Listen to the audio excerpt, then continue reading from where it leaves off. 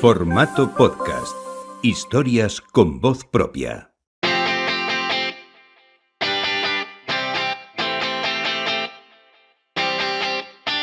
A tu ritmo, el podcast de los corredores populares, con Chema Martínez Pastor y Pablo Villalobos.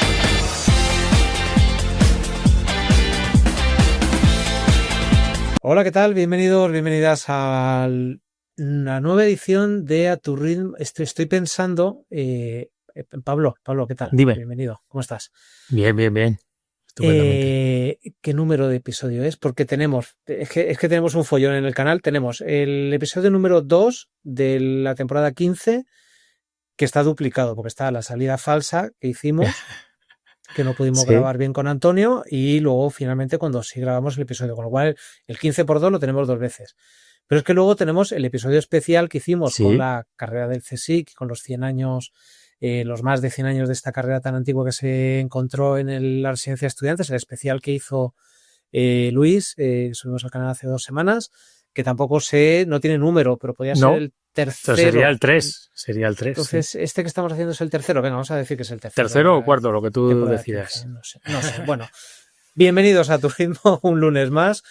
Hoy es lunes 27 de octubre. Estamos grabando este episodio poquitas horas antes de subirlo a los canales, con lo cual, si lo estáis escuchando casi en tiempo real, bienvenidos a este lunes 27 de octubre, donde, Pablo, hoy hemos querido hacer un episodio aniversario, que es el típico aniversario que no nos gustaría tener en cuenta, porque ojalá no hubiera pasado. Pero bueno, hace un año tuvimos a Iván, al mismo invitado que tenemos hoy, Iván Penalba, por un motivo que vamos a ver cómo le ha cambiado la vida y cómo ha cambiado un poco su forma de entrenar, su ciudad, su pueblo. Y hemos querido rememorar, pues eso, el año de la Dana. Sí, hace un año hablamos con Iván Penalba y fue por un motivo un poco extradeportivo, por ese suceso pues trágico que hubo en Valencia con esa Dana casi pues, a final de mes de octubre. Y bueno, una de las cosas que nos pidió Iván es que no nos olvidáramos, ¿no?, de la gente, porque al final ya sabemos cómo funciona un poco la actualidad, que pues esos días, esas semanas posteriores, pues se habló mucho de lo que pasó allí, llegó mucha ayuda. El foco de atención estaba allí en Valencia y en todo lo que había pasado.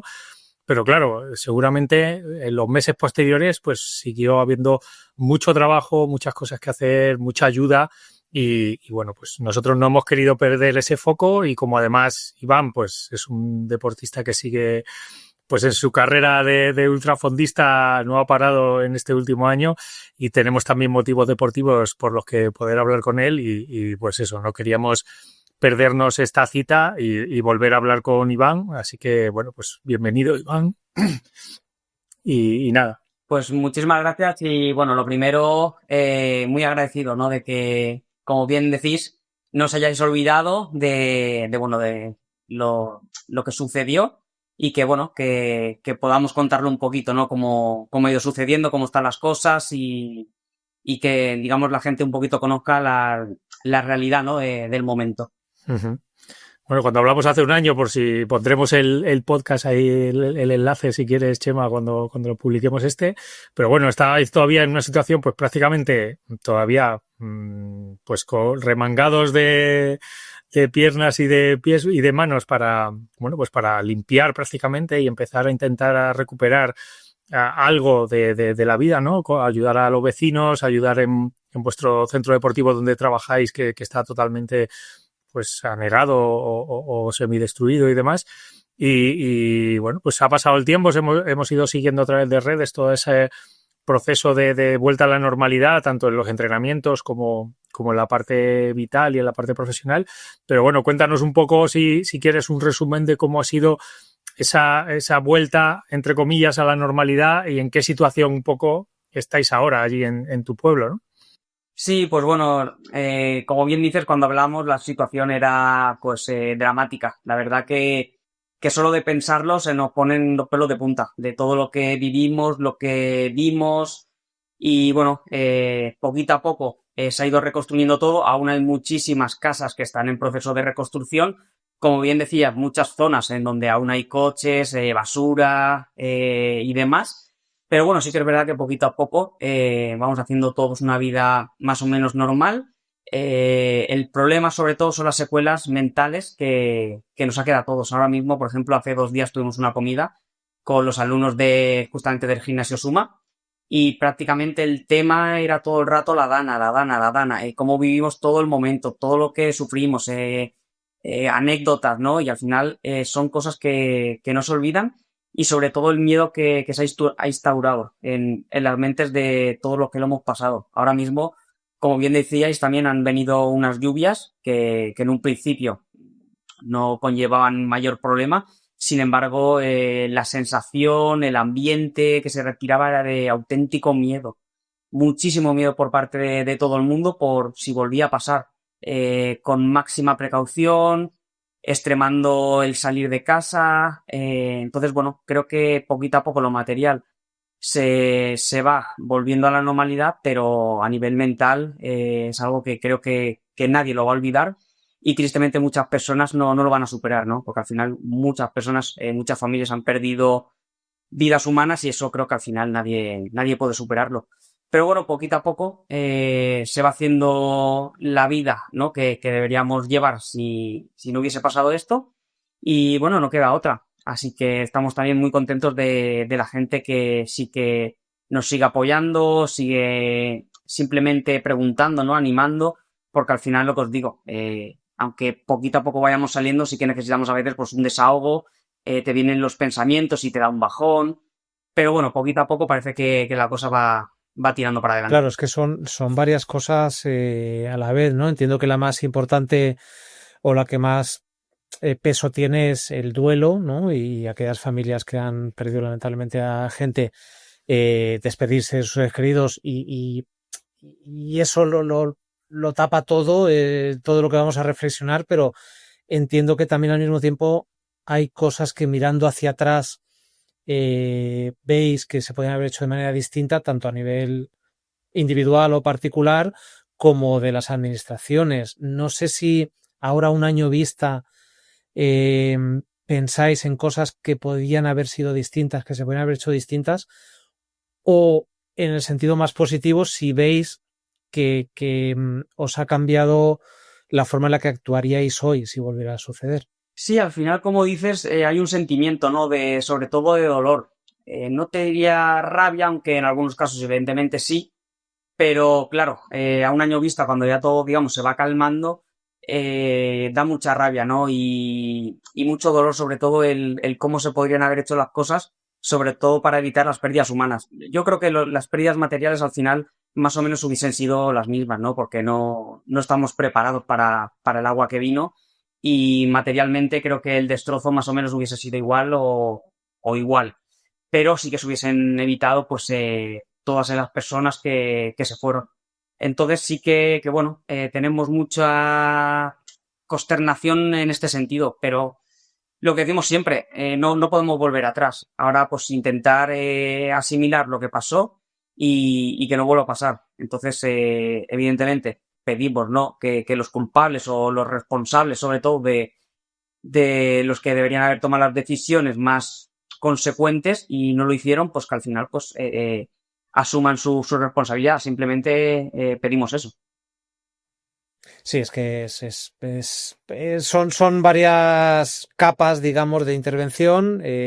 La penal o criminal o lo que se determine tiene que llevar sus ciclos, pero luego cada familia y cada persona tiene que hacer su propio viaje y evidentemente, como decíamos hace un año, no hay normalidad posible a la que volver. Es decir, ¿en qué se parece el pueblo hoy a cómo era antes de que sucedieran estas lluvias? Claro, ¿no? Y sobre todo lo que os está comentando, ya no es solo dentro de 10 años, 15 años, pues evidentemente todo ya estará reformado, estará bonito y demás, pero el miedo que se ha quedado dentro de todos, porque es así, o sea, yo soy una persona súper tranquila, que realmente me preocupo por muy pocas cosas.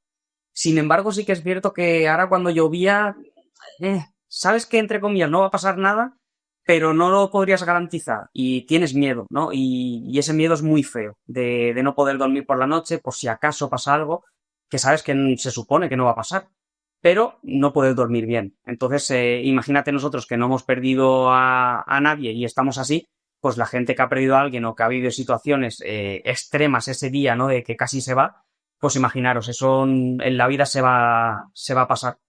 Entonces, bueno, intentaremos pues ir poquito a poco haciéndonos fuertes y ya está. Bueno, lo sois y lo habéis demostrado. Y antes de pasar a temas, como decíamos la otra vez, ¿no? Más banales o menos importantes, pero que para eso estamos aquí. Vamos a hablar de deporte, vamos a hablar de todo aquello que has conseguido en este año deportivamente, que no es poco.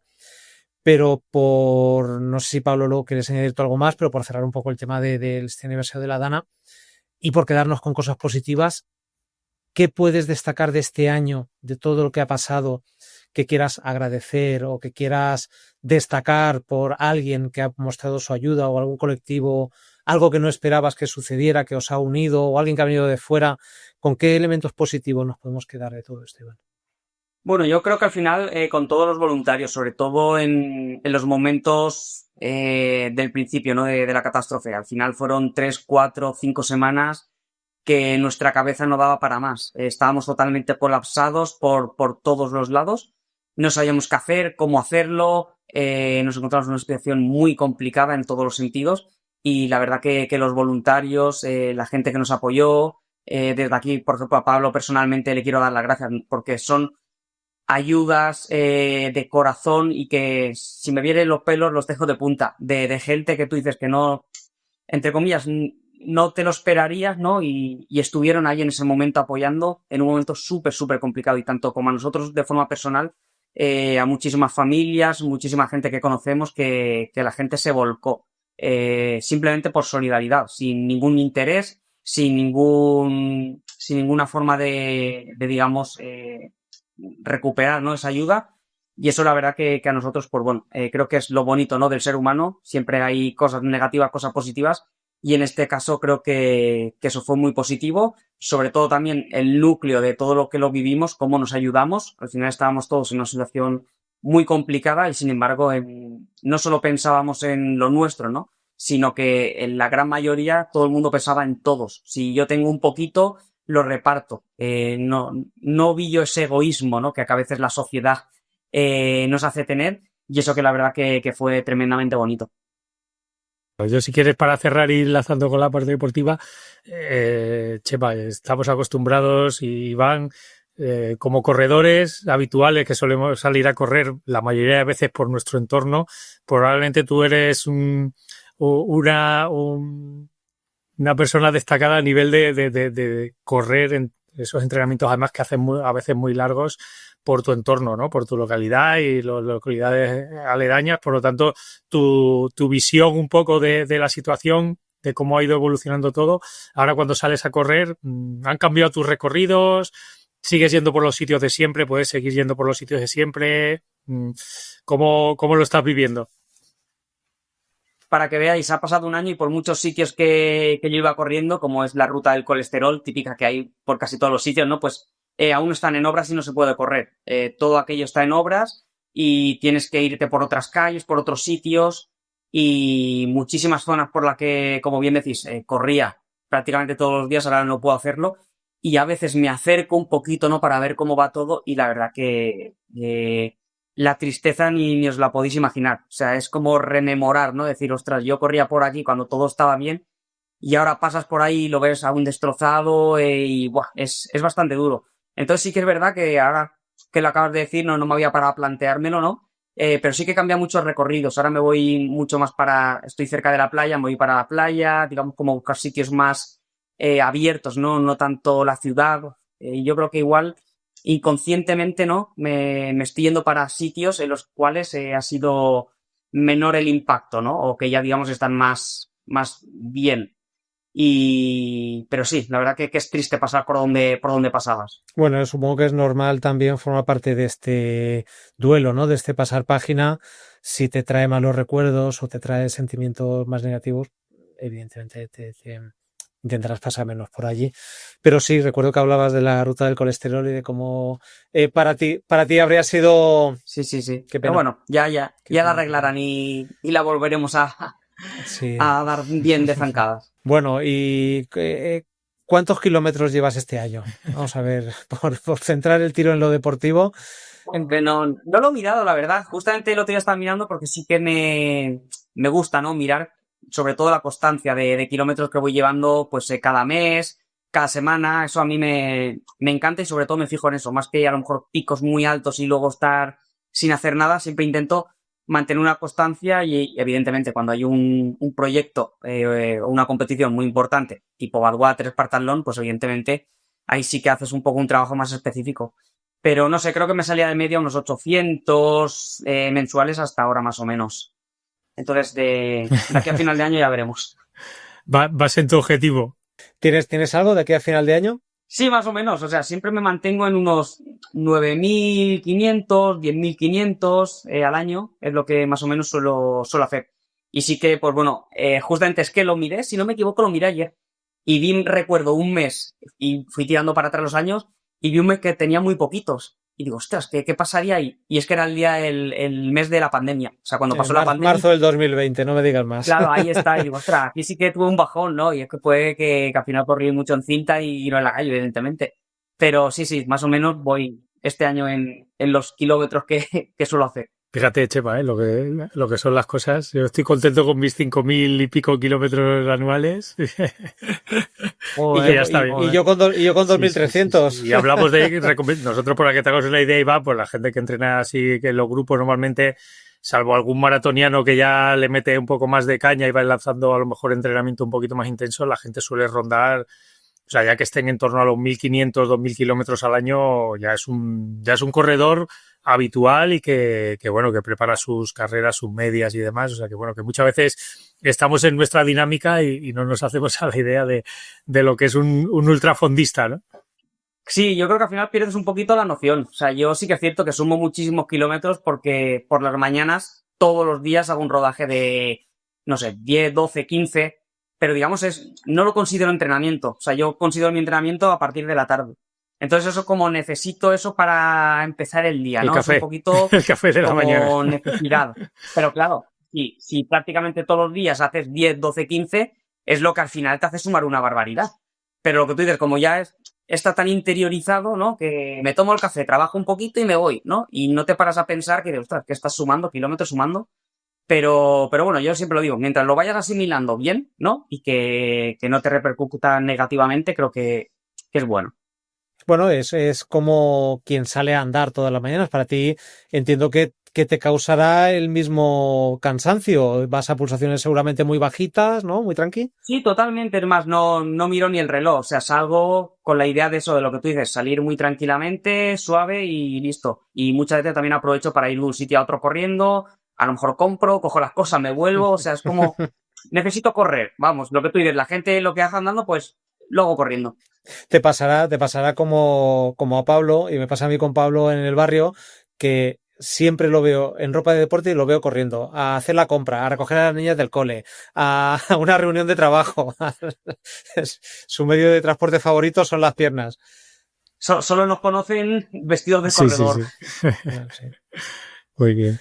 Tal cual. Bueno, y no solo de esa parte saludable o esa parte necesaria del running, vives, ¿no? Has tenido mucha competición este año y además a muy alto nivel. Sí, la verdad que este año he competido mucho. Sí que es verdad que la mayoría de competiciones han sido competiciones secundarias con el gran objetivo de Badwater. Estos últimos años mi gran objetivo ha sido siempre Badwater.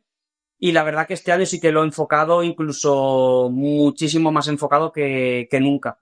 Y la verdad que, bueno, salió de una forma espectacular. Pudimos hacer una segunda posición, bajando 2 horas la marca que tenía yo, mi mejor marca. Y que a la postre fue la 4ª mejor de la historia en la competición. Entonces salió todo a pedir de boca, disfruté muchísimo. Creo que prácticamente acerté tanto yo como mi equipo en todo lo que decidimos. Y bueno, la verdad que valió la pena, ¿no?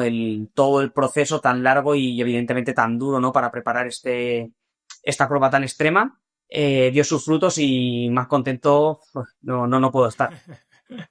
Bueno, Badwater, por poner en contexto para quien no la conozca, aunque es una prueba de la que ya hemos hablado en el pasado en A Tu Ritmo, es una prueba que se desarrolla, entiendo que en el desierto de Arizona, California, Sí, en ¿no? California, En el Valle de la Muerte. El Valle de la Muerte, eso es. En el Valle de la Muerte son 217 kilómetros, no sé en millas a qué equivale, 160 millas. 135. 135 millas y que se corre, pues podéis imaginar, a temperaturas extremas, porque Valle de la Muerte es el lugar del planeta donde más temperaturas más altas se registran cada año y donde es una verdadera heroicidad. Y no lo hacen en invierno, con la fresca, no lo hacen en invierno. Yo no sé si habrá fresca. Por la noche, a lo mejor, un poco. No, lo curioso es que allí es un desierto que por la noche no baja la temperatura. En muchos desiertos sí que hay un contraste muy grande, ¿no? De día y de la noche. Allí salimos a las 10 de la noche y salimos ya con 42 grados.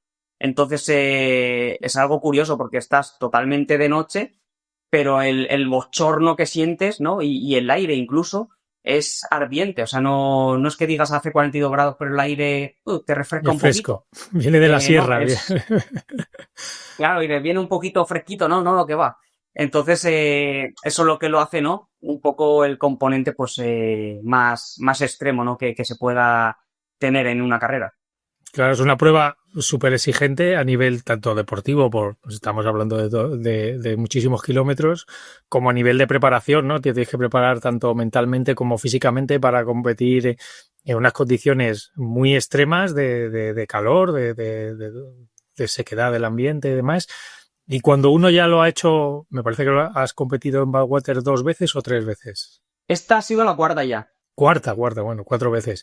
Claro, y dices este año, te ha cuadrado, pues eso, todo ha salido a pedir de boca, has conseguido un segundo puesto, cuarta mejor tiempo all time en esta prueba. ¿Qué crees que te falta para a lo mejor, no sé si ves posible hacerte allí con una victoria o con un récord de la prueba? ¿Cómo lo ves, no? Porque en una situación es tan extrema que prácticamente más que tú intentas hacerlo todo bien, pero también es que no falle nada, ¿no? Que te encuentres tú bien y que no haya unas condiciones demasiado malas. Sí, no, esta prueba lo bueno que sabes es que las condiciones van a ser las que son. O sea, no te vas a encontrar frío o lluvia, no. Va a ser siempre calor súper extremo, aire ardiendo. Entonces las condiciones las conoces. El problema, que evidentemente ese tipo de condiciones tan específicas no las puedes entrenar en ningún punto del mundo prácticamente. Bueno, en ninguno. Entonces, claro, tienes que hacer una aclimatación muy buena y luego allí, sobre todo, acertar, ¿no? Con todo, sobre todo la hidratación, la manera en bajarte la temperatura, que tu equipo en ningún punto de apoyo, ¿no? Falle. Porque si falla y en vez de refrescarte cada 5 minutos tarda en un momento 20 minutos, ya la has cagado, ya te deshidratas totalmente y allí sí que es verdad que no recuperas. O sea, una vez que te pega la pájara, ya es imposible recuperar y hacer una buena carrera. Entonces, este año nos quedamos a 31 minutos, si no me equivoco, un poquito menos del récord de la prueba.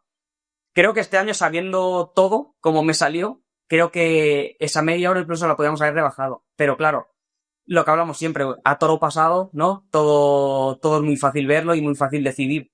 Entonces, si me hubiese arriesgado un poquito antes, pues igual no hubiese llegado, me hubiese dado la pájara, no lo sé. Entonces, pues bueno, es simplemente hacer lo mismo, si pudiese volver el año que viene, pero arriesgando un poquito más. La primera posición, pues al final este año dependió de mi rival, ¿no? Y mi amigo, el noruego, que le salió la carrera brutal y espectacular. Como te digo, al final quedé segundo y fue el mejor cuarto tiempo. Solo hay 2 tiempos mejores, que fue cuando se batió el récord, y en ese año se hizo el récord y una mejor marca, más la de este año, ¿no? Que la hizo el noruego. Entonces, al final tienes que tener ese poquito de suerte de que no le salga a otro, ¿no? Un poquito mejor que a ti. Claro, y te queda ahí siempre la espinita, ¿no? Dices, desde el año 90 creo que se viene celebrando la carrera, estaba intentando contar las ediciones, creo que he contado 38, en 35 de esas ediciones habrías ganado la carrera con ese tiempo. Claro, por eso. Entonces, bueno, nosotros lo hicimos muy bien. Lo que pasa es que hubo uno que lo hizo mejor. Entonces, ahí no te puedes reprochar nada. Al final yo tenía el objetivo de bajar de 24 horas. Tenía toda la estrategia de nutrición, de ritmos, los parciales, enfocado a bajar de 24. Sin embargo, bueno, desde el principio me fui encontrando súper bien en todos los sentidos. y cada vez iba más rápido, más rápido, más rápido, y al final pues hice 22 horas y 7 minutos, con lo cual era algo que ni en mi mente pensaba, pero mira, sucedió. También tuve suerte que todos mis rivales, prácticamente los que íbamos a competir por la victoria, a casi todos nos salió muy buena carrera. Entonces eso hizo que al final, pues bueno, tengas que apretarte mucho más y eso nos ayuda a todos a hacer unas buenas marcas. Una cosa, viendo una vista un poco más elevada acerca de esta disciplina de la ultradistancia, ya hemos hablado muchísimo, evidentemente, de las carreras de asfalto, de los maratones, del boom que está viviendo el running el running popular en este momento de la historia. Algo parecido está pasando también en el trail running, y justo lo hemos hablado hace bien poco con Pablo y con Antonio Martínez, el anterior invitado, donde sí está habiendo un incremento del número de personas que corren, de las prestaciones que la élite está ofreciendo. ¿En la ultradistancia pasa algo parecido? ¿Está creciendo la popularidad y por tanto cada vez se están consiguiendo mejores hitos, o es una disciplina complicada? Sí, yo creo que está creciendo mucho y sobre todo se está profesionalizando en el sentido de que la gente se está preparando muchísimo mejor, con más conciencia, haciendo las cosas muchísimo mejor. Hay muchísimos atletas ahora, por ejemplo, que en el Mundial han estado entrenando los meses previos en Kenia, haciendo concentraciones en altura. O sea, quiero decirte, preparaciones mucho más específicas y mucho más profesionales de lo que creo que unos años atrás era, ¿no? Que al final era como, bueno, cada uno corre lo que puede, cuanto más mejor y ya está. Ahora poquito a poco ya la gente pues va estudiando un poquito más el cómo enfocar este tipo de pruebas, en cómo prepararlas, a nivel sobre todo también de nutrición. Creo que la gente le está dando muchísima más importancia, tanto durante la preparación como sobre todo durante la carrera, que es algo fundamental en la ultradistancia. Y yo creo que todo eso, pues bueno, está haciendo que las marcas, los resultados estén mejorando una barbaridad, tanto en 24 horas como en Spartathlon, en Badwater, todo este tipo de pruebas.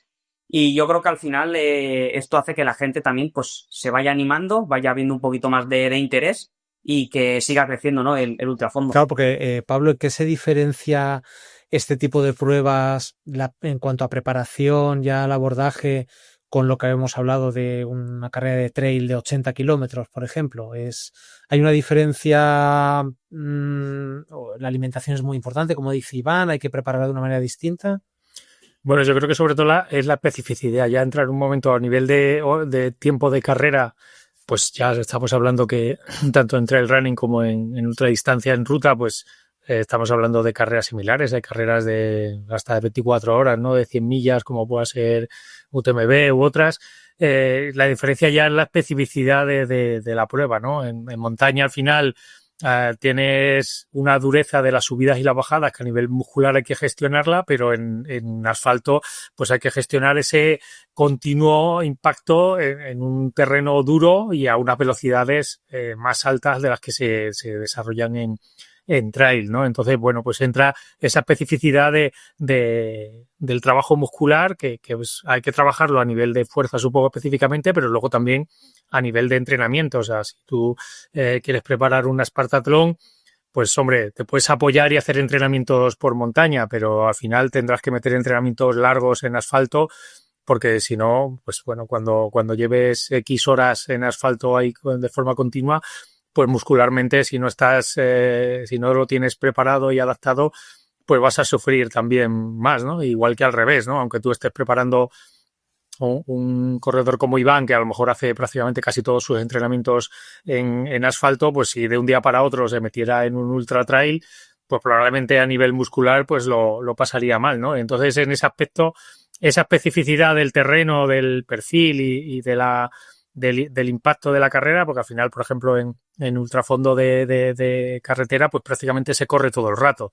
Eso hay muchos corredores de ultras de montaña que no están acostumbrados, ¿no? Porque al final en montaña pues se va alternando andar, correr, eso hace que, bueno, pues que a nivel mental también sea a lo mejor más ameno, que te permita descansar la musculatura cuando andas, la de carrera. Y bueno, pues esas cosas son muy específicas ya de esas pruebas, y aunque a nivel de, por ejemplo, nutrición, hidratación, planificación del esfuerzo, etcétera, etcétera, puedan llegar a ser muy parecidas, pero luego tienen esa especificidad que que la tienes que preparar sí, o si no, no te puede, bueno, te puede provocar que no seas capaz de conseguir el reto. Sí, pues bueno, yo subrayo cada palabra de Pablo, pero totalmente. Es más, hay muchas personas, mucha gente, sobre todo, evidentemente, los que no son tan expertos, ¿no? Como, por ejemplo, Pablo, que me dicen, no, si tú te metieses en montaña, por la capacidad que tienes, ¿no? Y además eres así pequeñito, ligero y tal, y eres un poco potente de piernas, ¡buah! Reventarías todo. Y vamos, nada más lejos de la realidad, para nada, en absoluto. Debería hacer un periodo súper largo de adaptación a la montaña, como bien dice Pablo, trabajar los grupos musculares que seguramente no los tenga tan trabajados y preparados para este tipo de pruebas, y luego a ver si se me diese bien o no se me diese bien. Entonces no, parece que es lo mismo, ¿no? Que es simplemente correr, pero no. Creo que tanto de la montaña al asfalto como del asfalto a la montaña hace falta una adaptación previa y que evidentemente hay que hacer para poder, sobre todo, disfrutar y poder sacar un rendimiento bueno. Claro. Así como diferencias, Chema, fundamentales, así que se me han ocurrido ahora mientras hablaba Iván.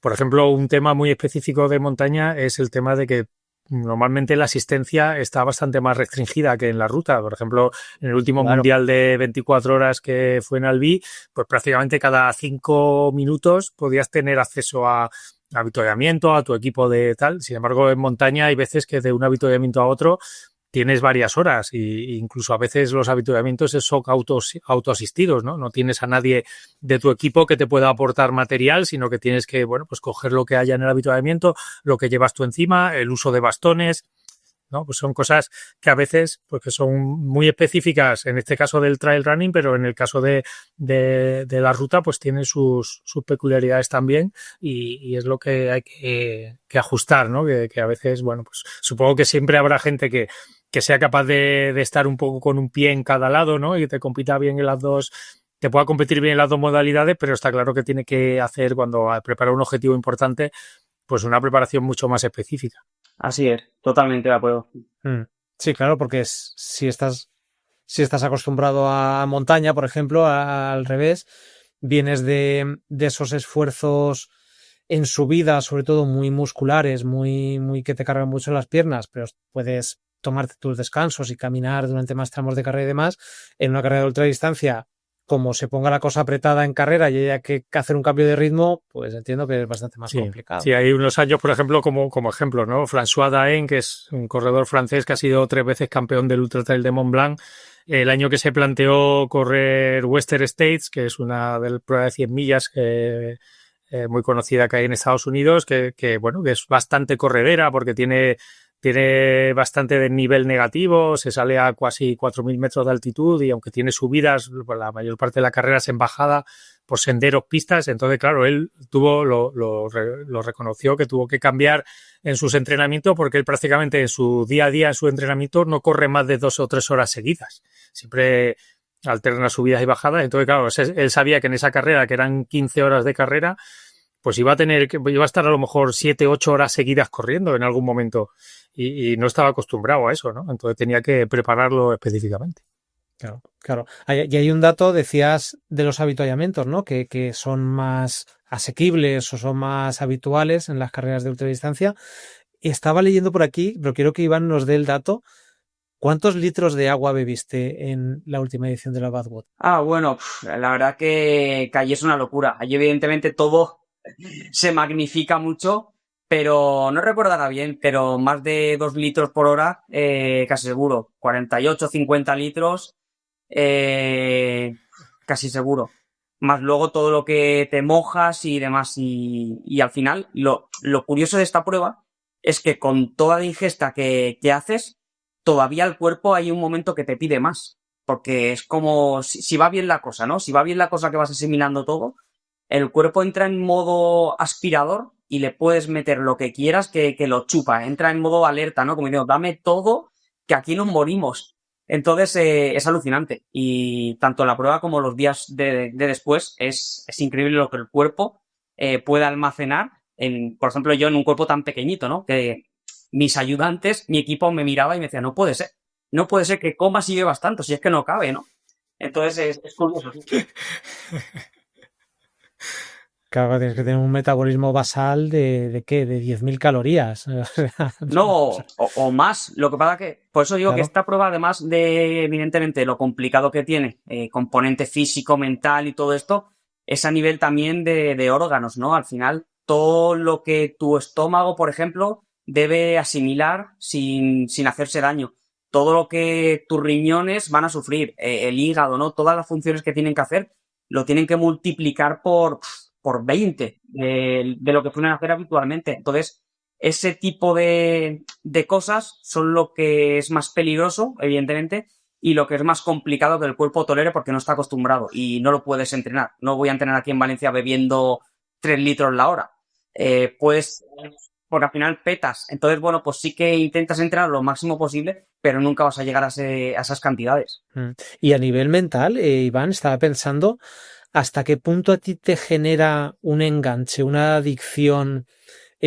¿Tú crees que la ultradistancia a ti te genera algo que hace que lo necesites? Es decir, si tú de repente un mes no puedes correr por cualquier motivo, ¿lo pasarías mal mentalmente? Sí, sí. No, totalmente. O sea, yo para lo bueno y para lo malo siento ya no la ultradistancia, sino el correr como algo que necesito. Es pasión. Yo, lo que os decía, salgo todas las mañanas a correr y para mí no es entrenamiento, es que lo necesito. El día que no salgo a correr por la mañana, ya tengo el día un poco cruzado. Incluso los días o las semanas previas a las grandes competiciones, mi trabajo más complicado es ese, es el no correr. Es decir, no, tienes que hacer un tapering, ¿no? El descansar, pues en vez de correr me voy a dar un paseíto y que me dé el aire, pero esos momentos de no correr que tienes que hacer, si eres inteligente, ¿no? O al final llevas una planificación acorde a lo que vas a realizar, pues son para mí los más complicados. Entonces, para bien, es que no me cuesta salir a entrenar, sumo muchos kilómetros, entrenamientos y demás, pero para mal es que al final pues también tienes que tener cabeza de no pasarte, porque ningún cuerpo es de hierro y si te pasas pues al final como todo el mundo pues petas. Pero pasión es una cosa y está genial. Necesidad probablemente también, pero no es, lo tienes bajo control. Es decir, no estás hablando de una obsesión, por ejemplo. O sea, no es algo que te... No, o sea, no, yo el día que no corro, mañana me planteo no correr y estoy tranquilo. O sea, no es una obsesión de o corro o me da algo, ¿no? No, al contrario, simplemente planificarlo, tenerlo en la cabeza y ya está. Pero sí que es verdad que lo necesito para ser feliz. Si me lo quitases ahora de repente, ostras, me faltaría algo. Supongo que al final encuentras otra cosa y ya está.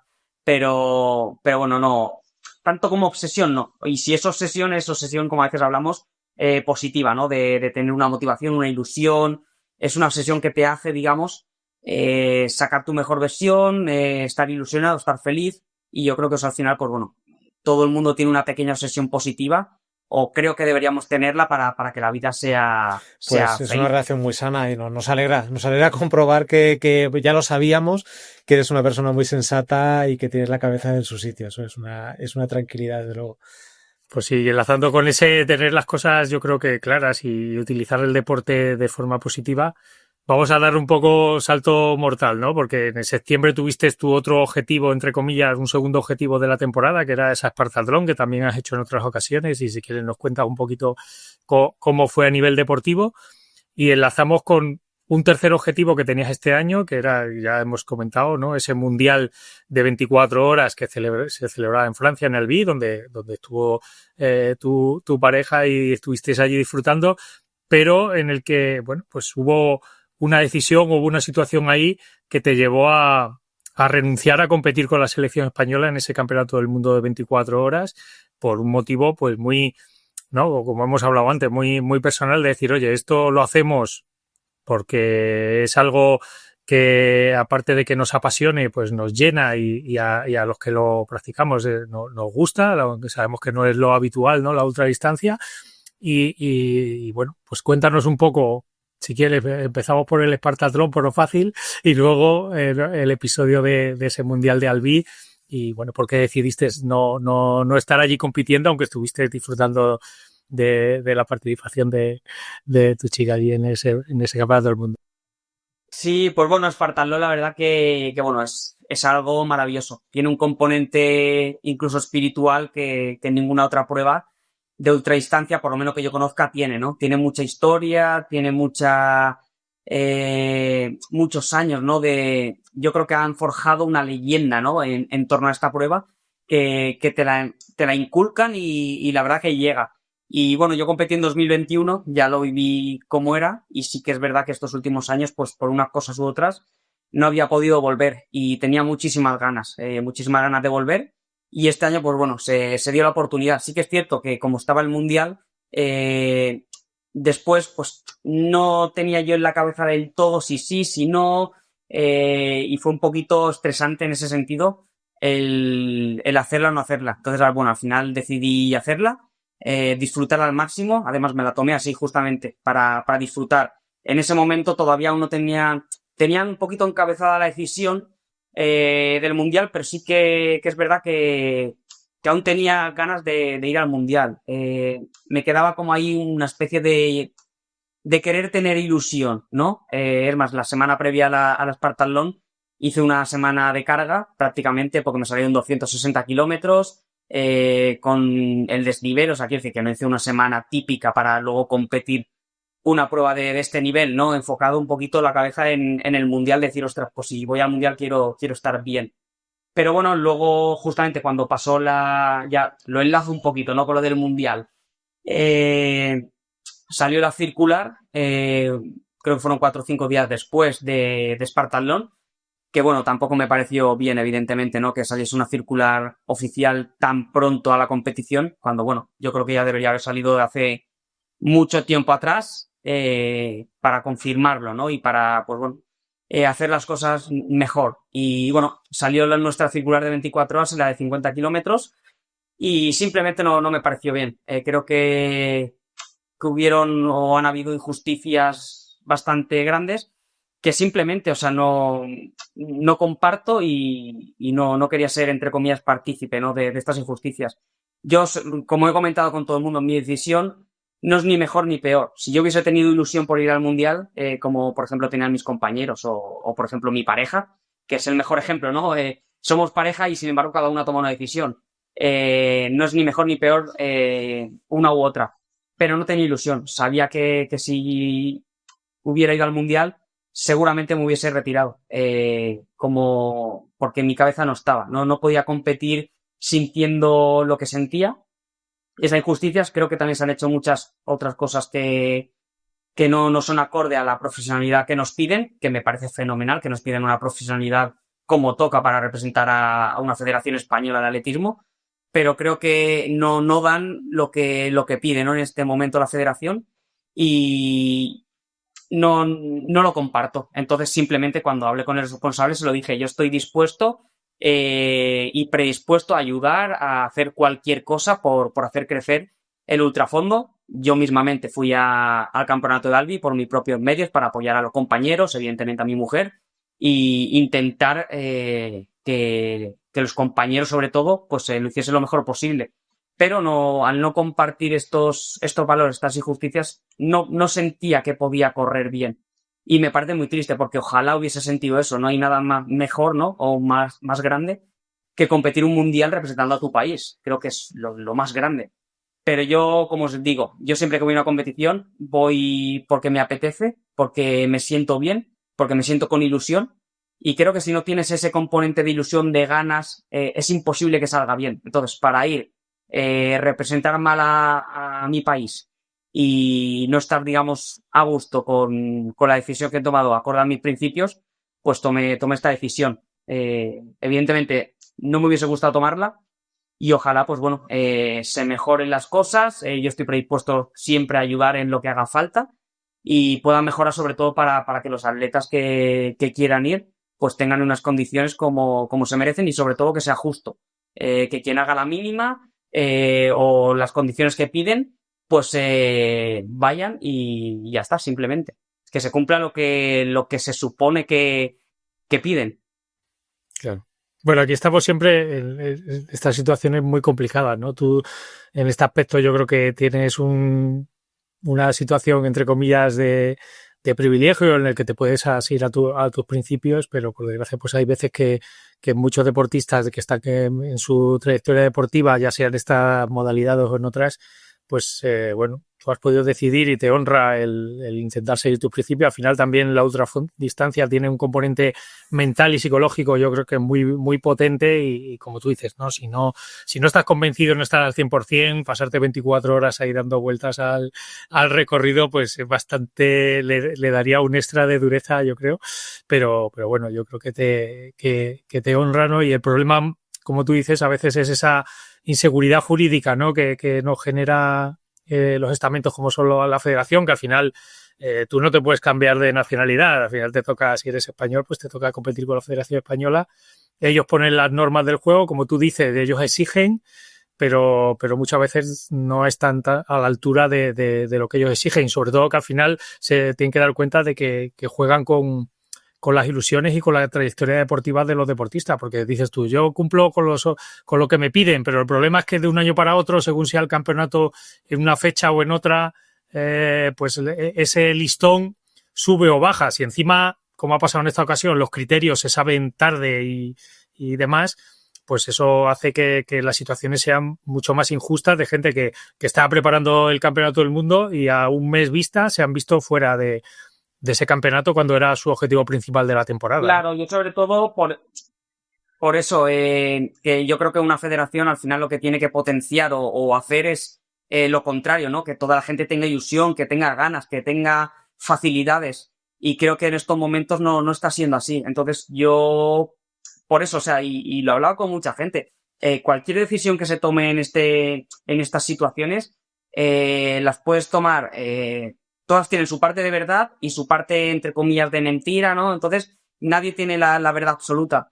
Pero sí que es cierto que, como dices, yo creo que deberían hacer las cosas un poco para favorecer el crecimiento, para favorecer la ilusión de los atletas, y no al contrario. Tú, que también, Pablo, conoces un poquito el mundo, ¿no? Y estás bastante metido, no hace falta hacer grandes explicaciones, pero que prácticamente en todas las convocatorias, en todos los viajes, todos los campeonatos, siempre haya algún mal rollo, alguna historia, alguna polémica, significa que no se están haciendo las cosas para facilitarlas, ¿no? Entonces, simplemente yo no quería ser parte del juego en este momento, ¿no? Si se dan las condiciones así, ya está. Quien quiera ser parte del juego me parece fenomenal. O sea, yo tampoco tengo la verdad absoluta, pero yo, para quejarme, entre comillas, pues me salgo del juego. Me salgo y me puedo quejar y puedo decir lo que realmente pienso y ya está. Quien quiera seguir, por supuesto, tendrá sus motivos y seguramente le puedan repercutir para bien. Que competir un mundial es algo muy bonito y te puede ayudar pues en tu carrera o para otras cosas. Entonces, si te puede ayudar, pues oye, también lo veo bien. Entonces, creo que cada uno tiene que seguir lo que realmente dicta su corazón. Y en este caso yo lo sentí así y ojalá, no lo sé, pueda servir un poquito, ¿no? Para ese pequeño toque de atención, de decir, ostras, pues si no hacemos las cosas bien, igual, pues no sé, hay gente que no le parece bien, y por lo menos que sepan que no les parece bien, ¿no? Y que queremos intentar luchar por mejorar la situación. Bueno, y que no es un atleta recién llegado el que lo está haciendo, es alguien con un peso específico, con un palmarés que le permite decir, oye, tener en cuenta esto que está pasando. Yo creo que es muy ilícito lo que claro.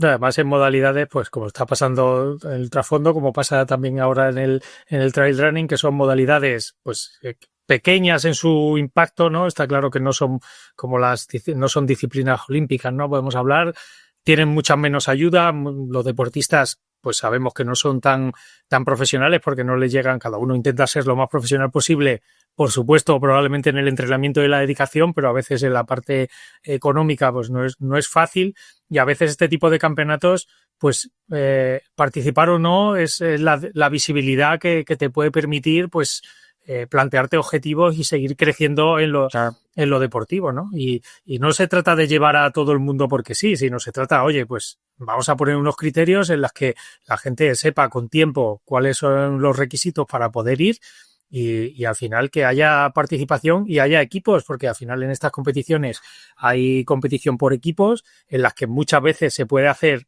mucho mejor que a nivel individual. y muchas veces dejamos pasar esas posibilidades porque, bueno, pues nos ponemos el criterio de que solo pueden ir el mejor y restringir esa participación porque haya un menor nivel relativo respecto al top, ¿no? Cuando, bueno, al final muchas veces se confunde, ¿no? En la federación parece que está para colgarse las medallas, pero no, está para promocionar el deporte e intentar que haya la mejor representación, pero no la mejor representación porque solo vayan los medallistas, sino porque tiene que haber lo mejor que haya en nuestro país en cada modalidad, tiene que estar en ese campeonato. ¿Que somos los 10 del mundo? Pues es que es lo que hay, pues ya. Pero claro, si tú no dices, no, pues no, si vamos a ser décimos no llevo a nadie, ya cuando haya alguno que pueda ganar, pues ya llevaremos. Pues probablemente te tires años, como ha pasado durante mucho tiempo, y no haya nadie. Pues totalmente, yo pienso lo mismo y al final, pues bueno, si tú llevas equipos, llevas gente, fomentas, ¿no? Un poquito que la gente, pues bueno, se prepare más, busque hacer esas marcas y al final el crecimiento hace que haya la mejora. Pero así es al contrario. Muchísima gente, sobre todo, hablando claro, en el ámbito femenino, ni lo intentan. Han puesto unas marcas que ni lo intentan. Entonces es imposible que haya equipo porque hay buenas corredoras, pero ponen un estándar tan extremo que ni lo intentan. Entonces, evidentemente, eso hace que se pierda el interés. Sí, y la gente que viene detrás pues tiene menos motivación para dedicarse a este deporte y puede dejarlo porque no le saque rendimiento. Por no hablar de los espectadores que también son muy de nicho, pero oye, pues puede generar afición a un deporte, ¿por qué no? Claro. Así Bueno, es. Esperemos que ese mensaje, ese sacrificio, porque no deja de ser un sacrificio que has hecho tú de decir, bueno, renunciar a esa competición siendo un referente, pues sirve un poco de toque de atención en la federación, que son los que toman estas decisiones y bueno, pues se ponen las pilas con algo que realmente no les cuesta, que al final es tener voluntad de intentar llevar, bueno, pues tener unos criterios que puedan ser más estables, tener lo que digo yo, esa seguridad jurídica de que tú sepas que si estás en torno a unas marcas y no va a depender de que les apetezca llevar más gente, no, porque, bueno, que sean unos criterios a la carta para llevar a los que se quiera llevar y pueda haber, bueno, pues se pueda seguir desarrollando esta modalidad, igual que el trail, igual que la pista la abierta al aire libre, el short track, el campo a través, etcétera, etcétera. Pues intentaremos y esperemos que poquito a poco vaya mejorando todo. Eso iba a decir, esperamos que la situación se vaya resolviendo, que vayan arreglándose estos pequeños detallitos, porque al final es una pena, porque es cuestión de pequeñas cosas a las que tener prestado atención, de voluntad, por supuesto, y de un poco de escuchar a la gente que está metida en esto. Por cerrar, sobre todo tu parte, Iván, ¿qué objetivos tienes próximamente? Porque hemos visto ahí un pequeño anuncio de cara al 2026 por las banderas. Entiendo que hay un poquito de Spartathlon y probablemente un poquito de Badwater, pero ¿cómo te planteas el calendario próximamente? Pues no lo puedo desvelar aún, pero la banderita de Estados Unidos no es por Badwater, que también espero, es para otra locurilla que si no pasa nada será final de enero. Entonces no me dejan aún decirlo porque es una locura bastante gorda. Pero bueno, espero que poder decirlo ya pronto porque me están haciendo un pequeño vídeo guay y lo colgaremos lo antes posible porque bueno, ya es a final de enero y la verdad que creo que os va a sorprender. Así que estaros atentos. Wow. Estaremos pendientes. Qué bien, qué bien. De esos retos. Muy bien. Además, pues muy que bien. tú llames locura a algo, yo no sé qué esperar. Pues sí, imagínate. Bueno, pues Iván, ha sido un gustazo hablar contigo una vez más. Esperemos que la parte con la que iniciábamos este programa poco a poco se vaya olvidando y vaya todo a la completa normalidad o a lo más parecido posible y que nada, que sigas disfrutando y haciéndonos disfrutar como siempre con las carreras. Pues como siempre, un verdadero placer y muchísimas gracias de nuevo por invitarme a vuestro programa. Un placer, Iván. Hasta la próxima. Bueno, pues nos escuchamos en el próximo programa, Pablo. Quizá el próximo programa lo hagamos desde algún sitio que no sea Madrid, porque ahora estamos nosotros dos en Madrid, Iván está en Valencia, en el Fafar, pero a lo mejor no estamos desde aquí, fuera o sea, de Madrid. Sacamos el estudio. Eso, on tour. Bueno, pues un gustazo como siempre, Pablo. Muchas gracias por todo, por conseguir esta super Chao. Nos vemos en la próxima. Nos vemos. Adiós, adiós. Esto es A Tu Ritmo, el podcast de los corredores populares.